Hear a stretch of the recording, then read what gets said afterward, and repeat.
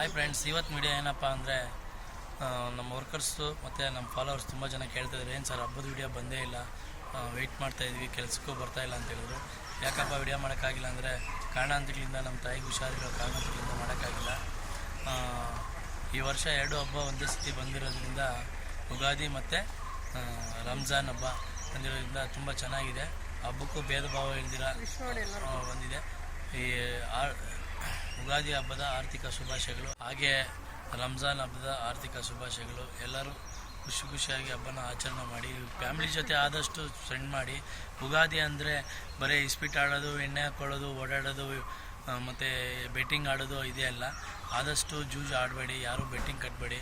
ಮುಂದಿನ ದಿನ ಪ್ರತಿ ವರ್ಷವೂ ಫ್ಯಾಮಿಲಿ ಜೊತೆ ಸ್ಪೆಂಡ್ ಮಾಡಿಕೊಂಡು ತುಂಬ ಎಂಜಾಯ್ ಮಾಡ್ತಾಯಿದ್ವಿ ಮಕ್ಕಳ ಜೊತೆ. ಈ ವರ್ಷ ಆಗಿಲ್ಲ. ನಮ್ಮ ತಾಯಿಗೆ ಹುಷಾರಿಲ್ದಿರೋ ಕಾರಣದಿಂದ ಮಾಡೋಕ್ಕಾಗಿಲ್ಲ. ಆದರೆ ಪ್ರತಿಯೊಬ್ಬರ ಮನೆಯಲ್ಲೂ ಕಷ್ಟ ಅಂತ ಬರುತ್ತೆ.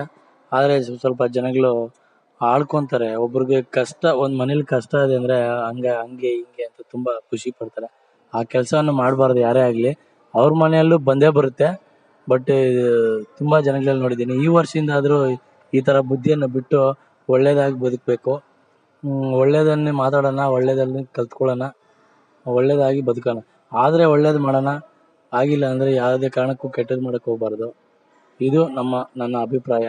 ಅವ್ರು ಹಂಗಿದ್ದಾರೆ, ಇವ್ರು ಹಿಂಗಿದ್ದಾರೆ ಅಂತ ಹೇಳ್ಬಿಟ್ಟು ಅದೇ ಟೈಮನ್ನು ವೇಸ್ಟ್ ಮಾಡಬಾರ್ದು. ನಮ್ಮ ಅಮೂಲ್ಯವಾದ ಲೈಫನ್ನು